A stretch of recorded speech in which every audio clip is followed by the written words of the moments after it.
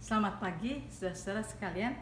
Kita hari ini merenungkan lagi firman Tuhan dan kita masih tetap ingin belajar bagaimana untuk kita mempunyai kehidupan yang berarti. Dan saya melihat bahwa saudara-saudara, hidup yang berarti adalah kalau kita mempunyai kehidupan yang mengerti kemurahan Tuhan, mengerti akan kemurahan Tuhan. Karena saudara, saya tahu ada banyak sekali orang Kristen yang sekarang hidup apati, ya. Saudara masih ke gereja, saudara masih setiap minggu datang ke gereja dan sebagainya.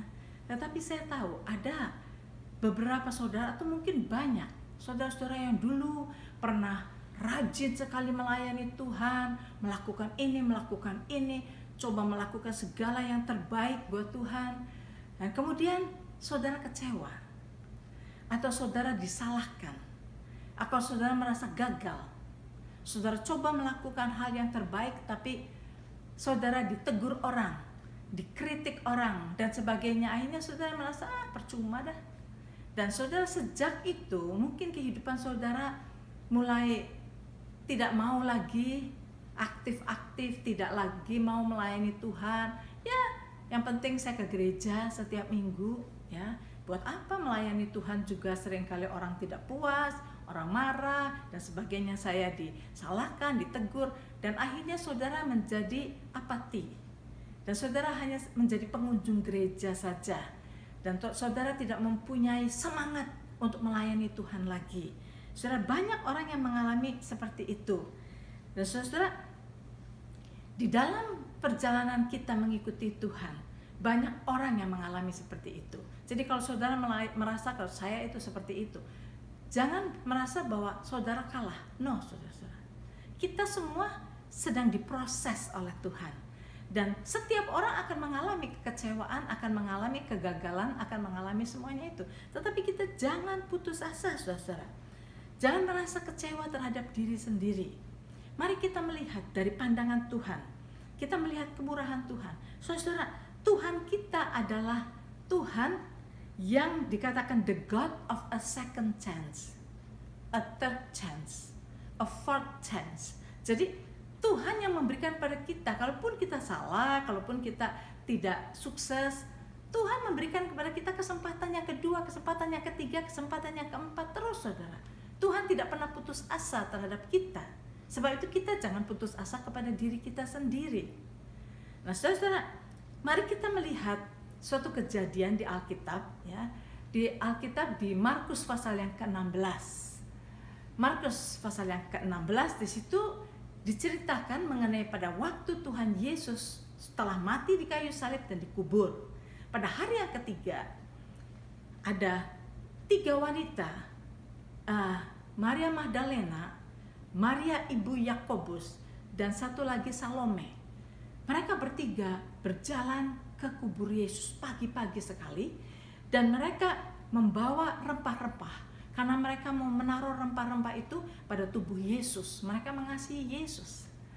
Dan dalam perjalanan mereka saling berkata, aduh, nanti bagaimana ya? Siapa yang akan menggulingkan batu itu yang menutup kuburan itu, karena batu itu berat. Dan mereka, bagaimana ya? Tapi pada waktu mereka sampai, mereka kaget. Ternyata batunya sudah terguling. Mereka bilang, kok sudah terguling? Maka mereka masuk ke dalam kubur itu. Pada waktu mereka masuk, di situ ada seorang muda, seorang laki-laki muda. Dan orang itu berkata, apa yang kamu cari? Apakah engkau mencari Yesus? Dia bilang, dia sudah bangkit. Dia berkata gitu. Kemudian di dalam ayat yang ke-7, saudara catat ayat yang ke-7, ada sesuatu yang signifikan yang dikatakan oleh malaikat itu. Dia berkata begini, Yesus sudah bangkit. Dia bilang, tetapi sekarang, kata malaikat itu, tetapi sekarang pergilah, katakanlah kepada murid-muridnya dan kepada Petrus, Yesus, ia mendahului kamu ke Galilea. Di sana kamu akan melihat dia seperti yang sudah dikatakannya kepada kamu. Nah saudara, dari kalimat ini saudara, kata yang terindah adalah kata yang mengatakan dan kepada Petrus. Saudara, pernah berpikir enggak? Malaikat ini berkata, Tetapi sekarang pergilah, katakanlah kepada murid-muridnya, maksudnya murid-murid Yesus. Petrus muridnya Yesus bukan? Iya. Tetapi dia katakanlah kepada murid-muridnya dan kepada Petrus. Kenapa saudara? Petrus dikhususkan dan kepada Petrus. Karena Tuhan tahu Petrus ada di dalam kekecewaan. Petrus sudah menyangkali Yesus 3 kali sebelum Yesus mati. Pada waktu Yesus mati masih diadili, Petrus ada di situ dan Petrus ditanya oleh seorang budak wanita, kamu ini yang mengikuti dia, salah satu muridnya. Dia bilang, enggak, saya nggak kenal dia, saya tidak kenal dia. Kemudian dia pergi ke tempat lain, ada orang lagi berkata, bukankah kamu salah satu dari mereka? No, saya tidak kenal dia. Petrus berkata begitu.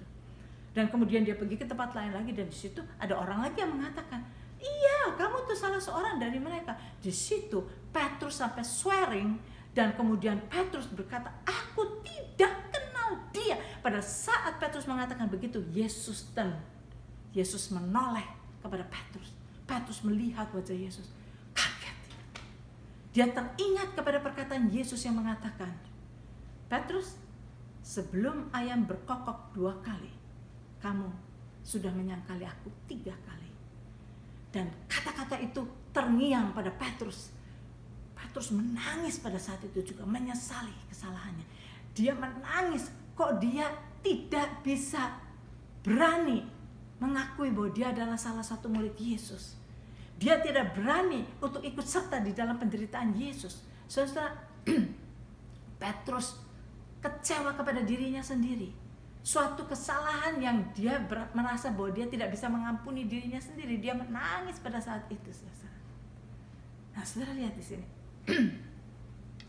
Walaupun kita lihat Petrus tidak mau mengambil bagian di dalam penderitaan Yesus, tetapi Yesus masih mau membagikan kemenangannya kepada Petrus.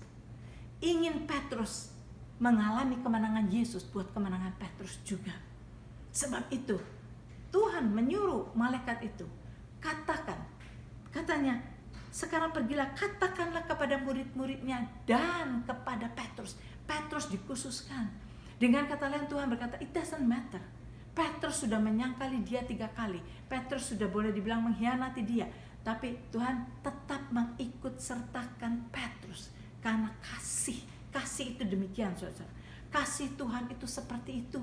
Sebab itu kalau kita pun mungkin pernah mengecewakan Tuhan, kita pun mungkin pernah melayani Tuhan dan kita kecewa dan kita mengecewakan Tuhan, kita gagal atau apapun juga. Saudara, kalau saudara melihat Petrus yang menyangkali Tuhan 3 kali, saudara, sampai Yesus menoleh kepada dia, Tuhan masih tetap mengampuni dia. Tuhan masih tetap mengikut sertakan Petrus, saudara. Kita lihat di sini. Ini kemurahan Yesus. Kita harus tahu kemurahan Tuhan buat kita. Saudara, kita melihat bagaimana Petrus menyangkali Yesus 3 kali. Bagaimana Yudas menjual Yesus dengan 30 keping perak. Saudara tahu, dua-duanya berdosa. Di mata Tuhan dosa itu sama. Dosa itu sama. Tetapi kita lihat, Petrus di dalam kekecewaan kepada dirinya sendiri, dia kecewa pada dirinya sendiri. Dia kembali kemana? Dia kembali menjadi penjala ikan. Yudas, dia juga kecewa kepada dirinya sendiri. Apa yang dia lakukan? Dia pergi menggantung diri. Saudara, di dalam diri Yudas merasa bahwa kesalahannya, kekecewaan dia kepada dirinya sendiri tidak bisa diampuni. Tetapi Petrus masih tidak putus asa. Dia memang kembali kepada bisnisnya dia. Tetapi saudara, kalau kita lihat di sini, mari kita melihat Tuhan memanggil Petrus kembali. Pada waktu Tuhan ada di tepi pantai dan murid-murid Yesus sedang menjala lagi karena Petrus berkata, ayo kita kembali ke menjala ikan lagi. Petrus kan kembali jala ikan lagi karena dia udah kecewa pada dirinya sendiri. Tuhan panggil mereka. Dan Tuhan masih memberikan ketika kepada Petrus dengan katakan, Petrus, apakah engkau mengasihi aku? 3 kali Tuhan berkata, apakah engkau mengasihi aku? Apakah engkau mengasihi aku? Apakah engkau mengasihi aku? Karena Petrus menyangkali Yesus 3 kali. Yesus bertanya dan Petrus menjawab, ya Tuhan, Kau tahu aku mengasihi Engkau. Engkau tahu aku mengasihi Engkau. Engkau tahu aku mengasihi Engkau. Dan saudara, Tuhan berkata, gembalakanlah domba-dombaku. Saudara, Petrus boleh dibilang mengkhianati Yesus, tidak mengakui Yesus, menyangkali Yesus 3 kali. Yesus ambil balik. Dan bahkan saudara tahu, Tuhan memakai Petrus luar biasa. Sampai pada waktu hari Pentakosta, pada waktu orang-orang datang semua, di situ Petrus berkhotbah. Tuhan pakai Petrus, dia berkhotbah, 3.000 orang diselamatkan dan dibaptis pada saat itu juga. Saudara lihat di sini, seorang yang boleh dibilang kecewa kepada dirinya sendiri, yang mengecewakan Tuhan, tetapi Tuhan memberikan second chance. Nah saudara, mungkin saudara berkata, tapi kesalahan saya bukan cuma sekali, bukan cuma 2 kali. Saudara, Tuhan itu panjang sabar. Rencana Tuhan buat kita adalah rancangan damai sejahtera, bukan rancangan kecelakaan. Rancangan yang memberikan kepada kita masa depan yang penuh harapan. Biar apa yang kita renungkan hari Senin kemarin itu terus kita pegang. Sebab itu, marilah siapa yang sudah jauh dari Tuhan, ingat akan kemurahan Tuhan. Kalau saudara sudah kecewa pada diri saudara sendiri, saudara sekarang sudah tidak melayani Tuhan lagi, saudara sekarang merasa bahwa ya mana Tuhan mau pakai saya, saudara, Tuhan akan pakai saudara terus. Sebab itu jangan discourage, jangan menjauhkan diri dari Tuhan. Datang kepada Tuhan seperti Petrus, dan saudara, Tuhan akan pakai. Jangan kita seperti Yudas yang merasa bahwa dosanya tidak bisa diampuni lagi sehingga dia bunuh diri, saudara. Tetapi Petrus masih bisa dipakai oleh Tuhan.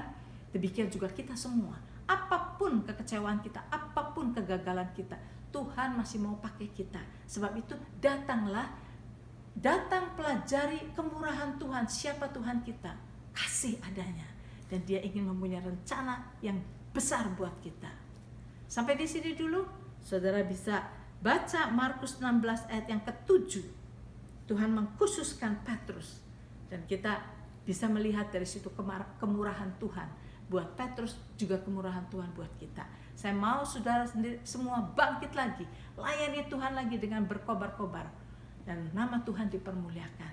Sampai di sini dulu.